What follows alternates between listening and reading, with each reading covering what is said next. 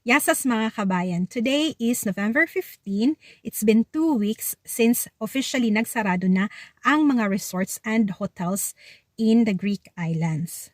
So today, I will update you kung ano ang latest status ng ating mga kabayan na nasa Greece. Una, marami pong sinuwerte at nakakuha ng trabaho as fruit picker. So fruit picker is yung nangongolekta ng mga prutas.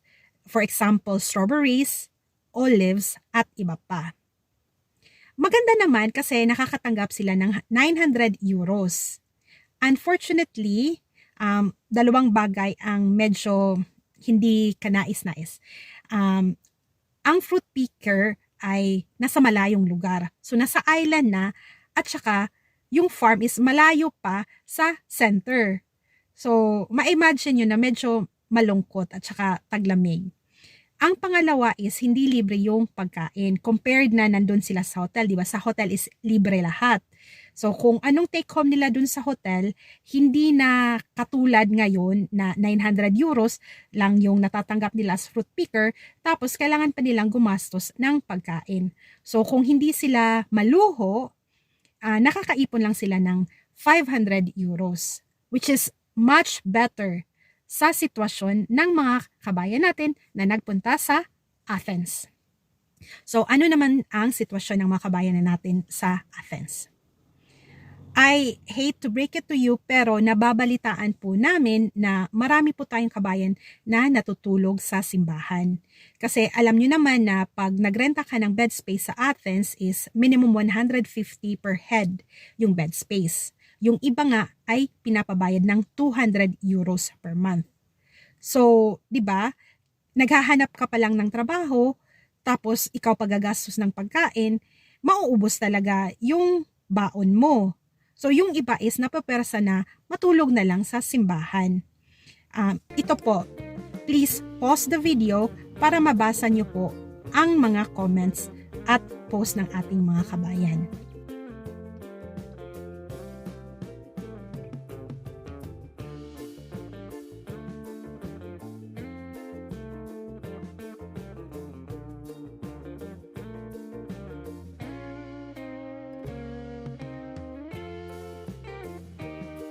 Second, marami po tayong mga kabayan na kinupkup rin ng kapwa Pilipino. So pasalamat po tayo sa buong Filipino community sa Greece na tumutulong ngayon sa mga seasonal worker.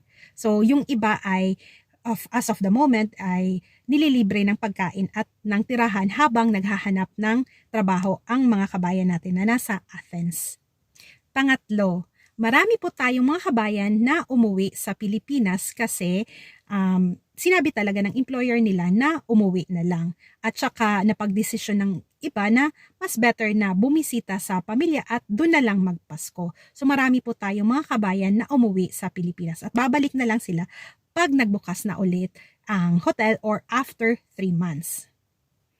Pang-apat, marami rin po tayong mga kabayan na umalis na sa Greece at lumayas na. Maraming nagbakasyon lang daw sa Spain, sa Italy, sa France at sa iba pang smaller parts ng Europe. Pero most probably, pag nakahanap sila ng trabaho ay hindi na po iyon sila babalik.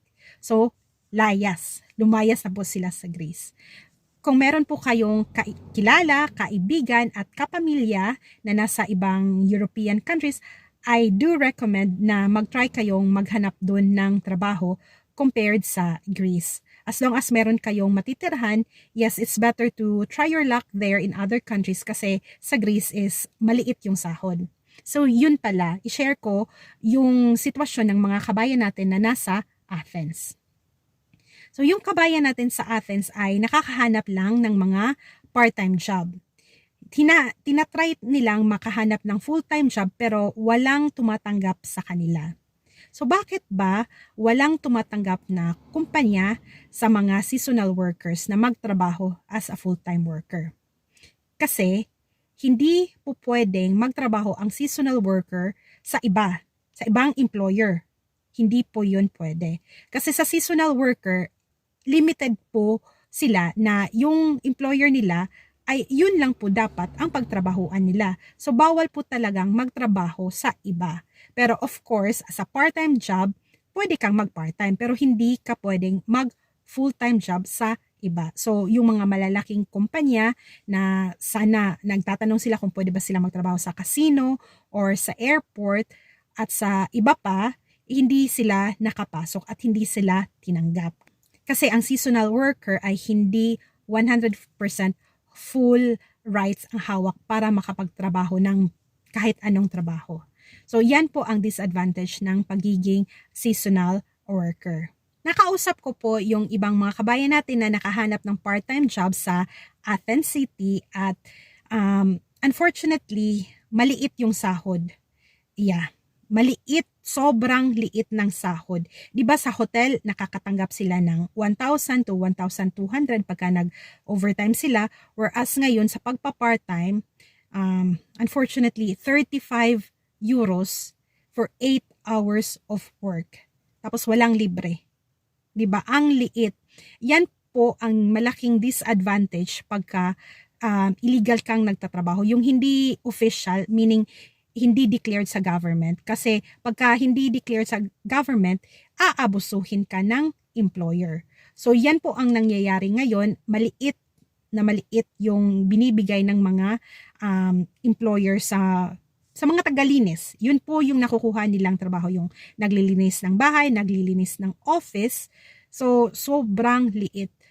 Kasi sa Greece, normally, yung mga may papel or let's say katulad ko na merong permanent residence permit, ang rate ng paglilinis sa bahay is umaabot ng 10 euros. Pero since ang mga seasonal workers ay hindi legally allowed na magtrabaho, inaabuso po sila ng mga employer or ng recruiter nila. May kaltas yung recruiter nila. So, ang nakukuha po ng ating mga kabayan ay napakaliit. Ang isa pa ay hindi regular yung pagpa-part-time nila. So, maybe twice or 3 times a week lang. So, hindi rin fix yung trabaho nila. Kahit pa makakuha sila ng 90 euros per day, pagka let's say 9 hours at saka nabigyan sila ng 10 euros per hour, hindi naman regular na trabaho. So, mahirap po ngayon ang sitwasyon ng ating mga kabayan. Another income source naman ng ating mga kabayan is pangongolekta ng bottle. Dito kasi sa Europe ay pag nag-return ka ng bottle, merong 3 cents. Ito pala yung post.